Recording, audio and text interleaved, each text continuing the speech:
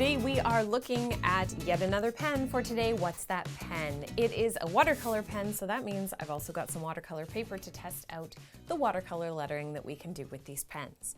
This Chromatek set has 27 vivid and unique colors and 3 blending brush pens. Let's dive in and see what that actually means. It probably just means 3 pens that don't have any color.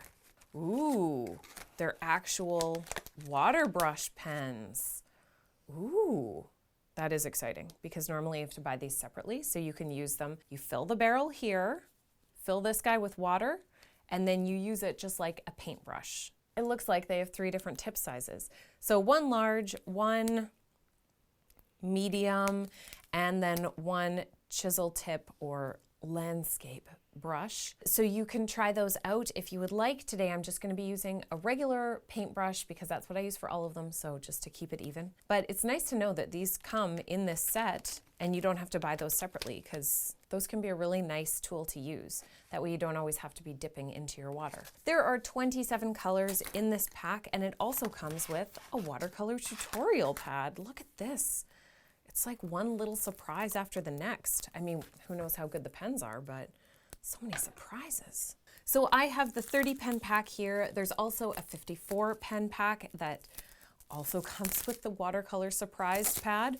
It's not called a surprise pad, but it was to me, so it is now. And it looks like this is watercolor paper that has the outline of something already drawn on it, so you're not starting with a blank piece of paper, so that you can go through and test out the pens and practice your watercoloring. What a cute little idea.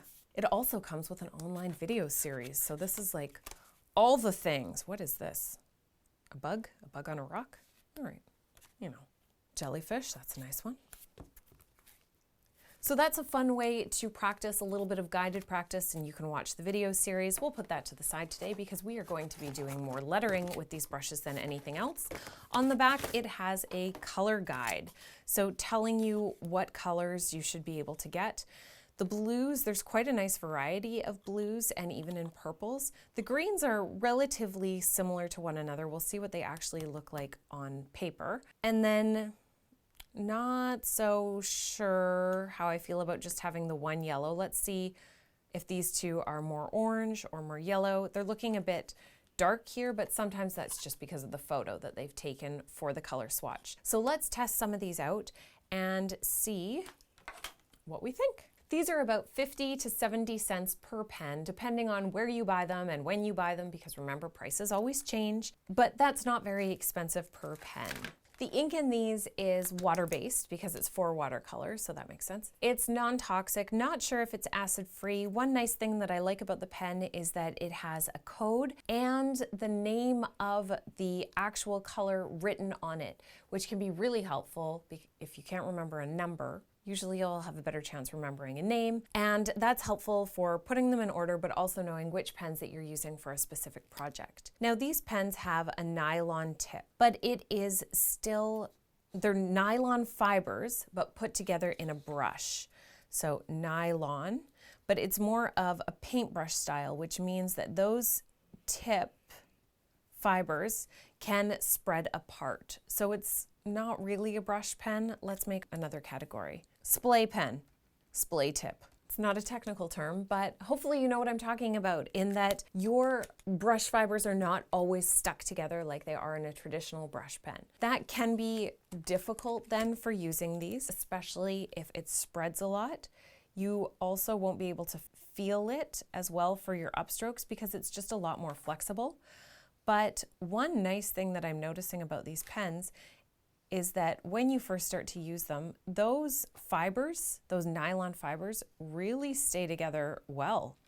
I'm surprised that I can get such controlled upstrokes and downstrokes there. Normally, you'll see little offshoots where the pen hasn't come back together. So these, right out of the box, are really, really nice for their shape. All right, let's look at our thick and thin. Test out one of these oranges, because even just looking at it, I only see 1 yellow, and it's quite a lemon yellow, and then we move right away into orange. And that's definitely orange. So a thick and a thin. There's quite a bit of difference between the two. This was full thickness, and you can see there's a little bit of gap left there. For nib rebound, let's see how well the nib pops back into shape. So down and out. And when you go super fast like this, you often will have those missed areas with these types of pens. So pushing ways, it's looking exactly the same from side to side, but if you look at it with how it was being pushed down, it has separated those tips in the pen. So you want to make sure that you are constantly turning your pen and pushing them back together. I would also suggest when you're done using one of these pens, just pull the tip so that you bring all of your fibers back together. And when you're putting it into the lid, make sure that you're not accidentally catching any of them on the side, because that then will have them shooting out and you won't get your nice crisp lines.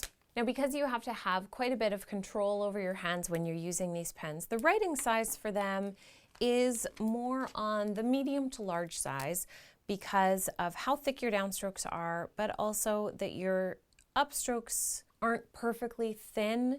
And remember that you do need to write really, really slowly in order to keep the tip of the pen together. So for juiciness, you can tell already that it is on the dry side. There's not a lot of ink that pours out as you're using it. And the reason you can tell that is because there are areas that are missed when you're coloring in. Now that sometimes can mean that you have more control, especially when you're using it for watercolor, that not too much is coming out. You're able to keep areas light, but it is on the drier side, and that can be nice for a watercolor pen, especially if you're a lefty, that you won't be smudging it too much. So ease of transition, and this is usually what gets me. I typically try to stay away from pens with a nylon tip that's the fiber brush so that they can spread out, because I want it to be perfect all the time, and if they don't always stay together, it makes your transitions a lot more difficult, especially when you're going against the direction of your pen tip. So typically those will splay out. For this pen, they come together still quite nicely, even for those upstrokes where you're moving against the tip of the pen. Most of these brushes will spread at that point, making your transitions very, very difficult. Now, of course, the transitions aren't perfect because there's quite a bit of flex still when you're doing your thin line. So I would say that the transitions for these, which is surprising given that they are a spreadable brush pen, is actually okay. I didn't hate it. And normally I do hate it. So that really is saying a lot. The variety of colors that you do get after testing them out is nice. They're still bright, they're still fun and punchy. They kind of remind me of a birthday party a little bit, you know. Let's move on to watercolor paper now and see how this works on watercolor paper as a watercolor pen, because it's not just designed to be a brush pen for brush lettering. Okay, on both student grade paper and heritage paper, we are going to test out some of these colors to see how they blend down on the page, and also test out how they work with some letters. So the color that goes down on the paper is very rough. You're not getting a lot of color coverage. Let's test out. Grays often have trouble, so let's see how these grays blend. So activating the color and then blending it down. It activates really well. We're not getting a markup at the top where the color has first been laid onto the page. So activate it and then pull it down. And again, too, here it is blending down really nicely. Wow, that's surprising.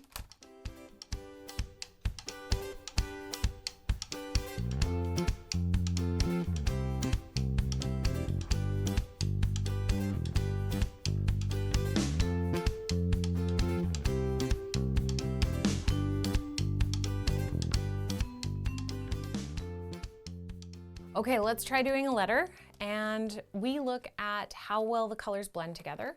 We also look at how well we're able to move the colors and how well we are able to lift the color. So let's do blue and purple on the bottom, and we will blend these colors together. So activating the blue, bringing it down, and then activating the purple. How well do these activate so that how well can you then move the color? That was relatively easy. I feel like I was a little biased. I was not really wanting to like these pens because I've never had good experiences in the past with this type of tip of pen, but these ones are actually surprising me. So now putting the colors right together and then blending the two out. Let's see how well that works. Just trying to smooth that blend a little bit, mix the two together. And that's a relatively easy blend to do. Okay, so now next thing, we're gonna try to pick up the color. Now, one thing I do notice, here's a notice, is that when you add water, the color fades quite a bit. So for instance, this blue really emptied out into almost nothing. It turns into a much lighter space. That can be good in that you're able to lift quite a bit of the color off the page, but it also is not great if you still want to keep color there. You can come in and add more with your pen, but just how much it runs away on the student paper is not necessarily great. Now down here, I noticed that it's really making quite a line, and that also happened here when more water was added. So that's one thing you will want to watch out for. Just make sure that your water is added all the way down. That's because of how dry the pens are, so that there's not a lot of ink still floating around when you go to do your blend. It means that you're going to really be lightening and shifting that paint every single time you touch water to it. So you're probably going to end up with some of those dry lines. So if you really hate those dry lines, then this is not a great pen. There we go. I knew there had to be something that these weren't good for, because I really like those colors up there. Some fun things happening with these. And even the fact that you can go against the tip of the pen and it's giving nice coverage, it's very, very confusing to me. Never had an experience like this. All right, we'll try to blend these two together when they haven't been touching. So that means we'll likely end up with that lighter section in the middle. And now we're on the artist grade paper, so that does make quite a big difference in how your color will appear. We'll do a test where the two are already touching and then blending them together. You do have to go over your painted area a few times with the paint in order to make sure that you get full coverage, because when you go just once, it gives you sort of a scratchy appearance. And that blend is quite seamless. Here you can see, because I did add more water, it's gotten lighter as it's dried. So that'll be interesting to see how this one dries. You can see that we're getting that watermark from where the water went to. Try to brush that out a little bit by adding more water and working that all the way up into where it's thin. I don't love having to do that, but again, that's just because it dries so quickly. All right, because I'm still waiting for that to dry and I don't know how it's going to look, let's see how much color we can lift off the page over here. So the same sort of line, I'm gonna blend the two together, and then just with water in the brush, adding some water, dry the brush off, and then lifting. I usually like to do this with a paper towel, but I don't have any here right now, so we're not. And then more clean water, and we're trying to lift the color from this center portion. This is seeing how much the paper gets stained by the color, because if the page is stained, when you go in and try to do your watercolor, you won't be able to blend or move your color quite as much as you'll want to be able to. But if your paper doesn't get stained by the color, you'll still be able to play around with it a lot more and create really nice watercolor effects where you can still lift color off your page. I'm gonna do one more test of it over here. So adding some clean water, and then with a dry brush, trying to lift color off the page. And even here, you can get very close to the original color. So being able to lift so much color off the page rather than it staining into the paper means that you have definitely more time to work with it and even go back and continue to reactivate the paint and play around with it, allowing us to get rid of some of those water lines. Like this, where the watercolor paint had dried, you can still go in, reactivate that paint, and smooth some of that line out. Not 100%, but that one's been dry for quite a few minutes now. Like I said, I really wanted to hate these pens. I've never had good luck in the past with this sort of pen. It writes nicely when you're using it as a brush pen because the brush tip comes back together. It has nice rebound like that, making your transitions actually quite easy, way better than I expected. And then even using it on watercolor paper. Of course, it's better on the artist grade paper. Whatever paint you're using, it's always going to be better on the artist grade paper. But it does still work on your student grade paper. There's not staining in such a way that lines where the ink is first put down on the page remain. It can always be activated by water again, and you're able to lift quite a bit of the color off of there, leaving you with really nice saturated colors around the edge, lighter color on the inside. The more time you have to be able to activate color and play around with it, the more you're going to be able to keep pushing your designs. The blend between colors is much smoother on your artist grade paper, so do consider, especially for pieces that you are really going to want to love, or really even just practice that you really want to work on, using artist grade paper like the Canson Heritage paper. But for pens, I would say that these are a pretty good option for a watercolor pen. Not super expensive at 50 to 70 cents per pen, 30 to 54 pens in a pack. It comes with the water brushes, it comes with paper, it comes with video tutorials.